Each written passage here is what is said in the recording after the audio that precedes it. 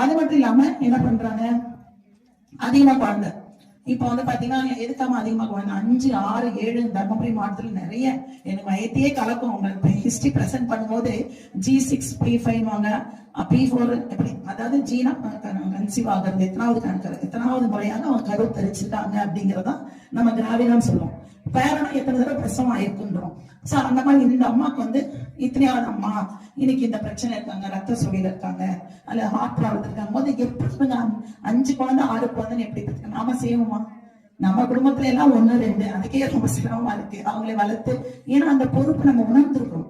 அதனால நம்மளோட பொருளாதாரத்துக்கும் நம்ம நல்லபடியா வளர்க்கறதுக்கும் 2 குழந்தை போதும்னு நினைக்கிறோம். ஆனா இருந்தாலும் பெண்ணா இருக்கும். ஆனா அது நம்ம ஊர்ல எப்படி இருக்கு, பையன் பிறகு வரைக்கும் குழந்தை பெற்றுட்டே இருக்கும். இதுதான் தர்மபுரியில இருக்கு.